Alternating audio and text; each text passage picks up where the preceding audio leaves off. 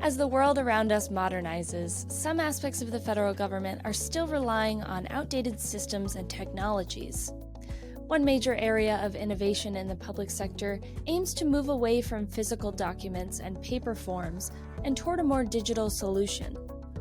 We spoke with Brendan Curley, Vice President of Public Sector Sales at Adobe, to learn more about what Adobe is doing to drive innovation in the federal government and to change the experience for citizens. If you enjoy this interview, please like, share, subscribe, and turn on notifications. And if you're interested in being interviewed, please email summer@executivemosaic.com.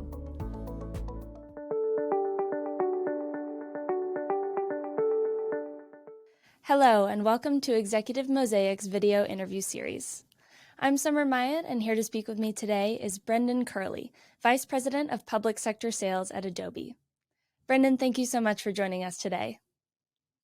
Summer, thank you so much for having me. Excited to be here. So, Brendan, modernization efforts are sweeping the federal government as technology advances and the systems we've had in place become outdated and obsolete. Can you talk about the urgency behind modernization, especially in light of persistent hybrid work environments? Sure, it's a good question to get started with, Summer. I think that, we've had an incredible last few years with the pandemic and our government's reaction to the pandemic and the focus on hybrid workforce and folks not being in the office and having to adapt to those circumstances. It's really extraordinary what our government did, to be honest with you, in a very short time to be able to manage through some really challenging times. And I think where we are today is that how can we then pivot back to a scalable, reliable, and more structure into that organization?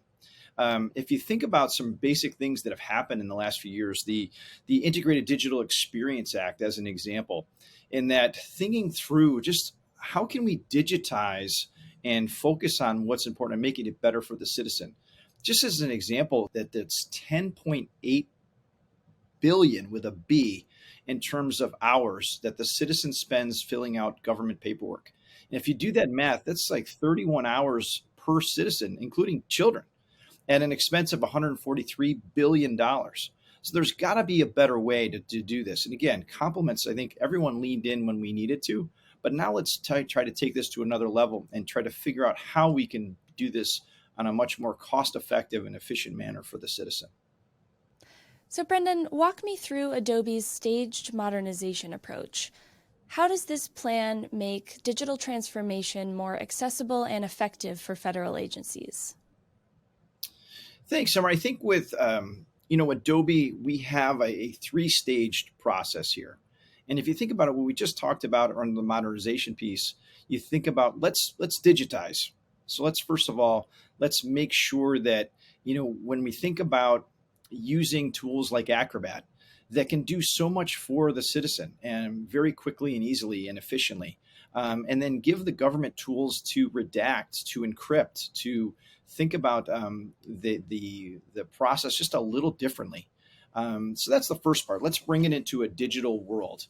And then the second part is, where can we think about workflows differently? So if you think about workflows, are there ways to engage an audience in a manner that is more comfortable for the citizen? So more intuitive is probably the word I'm looking for, so that they're not spending the time engaging. If we did a recent study and 76% of the CIOs that we talked to felt that digitizing that workflow will have a significant impact on the citizen. And so the leaders of the government are telling us that this is a priority and we need to focus on it. And then the third part is, if you think about, so you have digitize and then workflows, and now we want to talk about workflows that are cross-channel. So if you think about an experience where you'd start perhaps on a website, and then you'd move to a document of some kind, and then you try to figure out what to do with that document after that. How can you sign it? How can you think that through, that whole process? And so taking people from where the channels where they want to be and making that experience easy for them to understand and to adapt to it. I think that to me is where we want to be in terms of this three-pronged approach to make it better for the citizen. Brendan, you mentioned the impact on citizens. How does Adobe's modernization plan change the citizen experience and reimagine how Americans interact with federal agencies?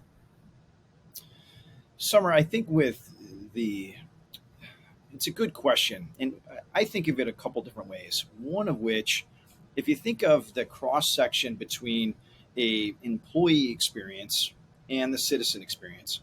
So you think of, let's start with the employee. So the government employee, let's give them the tools that they need so that they can be very efficient with their time, they can have a good experience, and they can really tackle the jobs that they were hired to do. So let's make data collection easy. Let's make that easy for them to do their job. Let's make them as efficient as possible. Once we do that, then we can pivot and we can focus on, all right, what type of actions are they taking for the citizen? So if you think of a serviceman or woman that is trying to get out of the service, I have a friend that just got out of the Marines, and he was telling me he had to fill out, I think, 36 different forms. And you think about how could we do that and make that easier for that serviceman or woman to re-engage in traditional society? Could we make that a simpler process? Could we save time? And then think about what happens to those 36 documents. Somebody has to process them, somebody has to engage with them, somebody has to file them, if nothing else. Couldn't we do that all digitally? And then allow that man or woman to have just a much better experience coming back into that environment.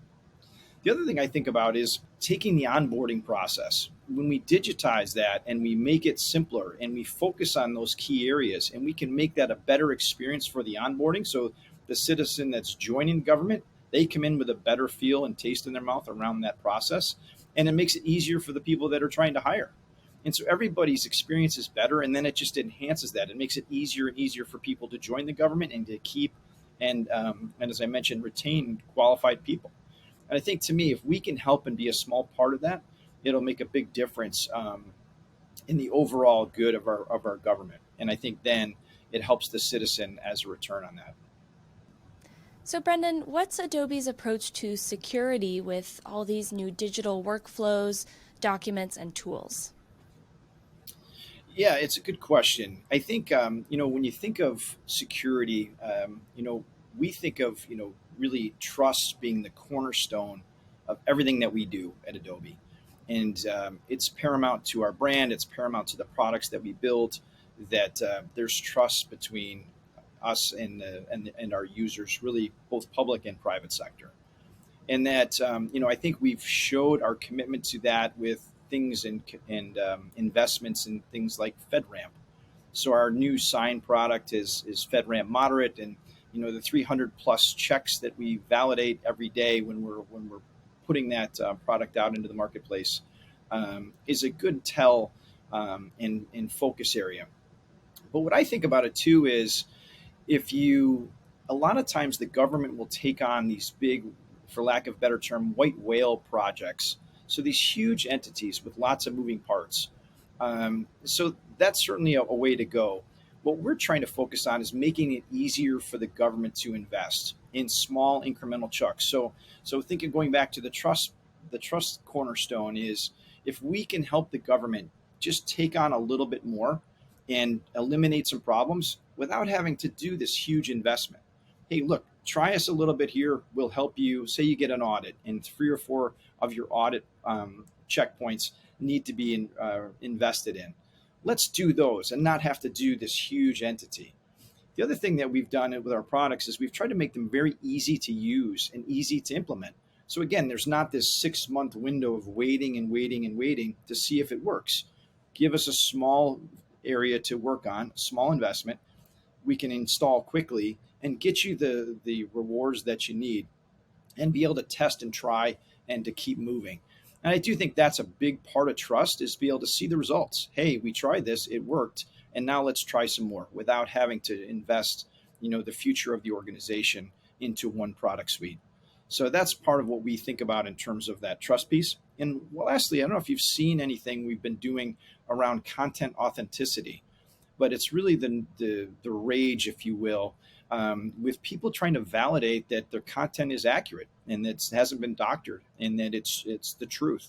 And so we're very involved with that as a priority for our business, so that especially in our creative suite, that people can continue to use that and use our tools with confidence that the data that they're seeing is accurate.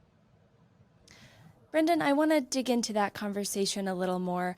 What can you tell us about Adobe's work with Microsoft on developing new tools for verifying attributes and history of images and videos online? Yeah, thanks, Summer. We have a great relationship with Microsoft. When we chose to make our product sign FedRAMP moderate, we chose to build that on Azure. And so Azure is a part of Microsoft. And so we're connected in a lot of levels with Microsoft. But in terms of the content credential piece, it's an exciting opportunity. And it's not just us. 900 companies have committed to installing and allowing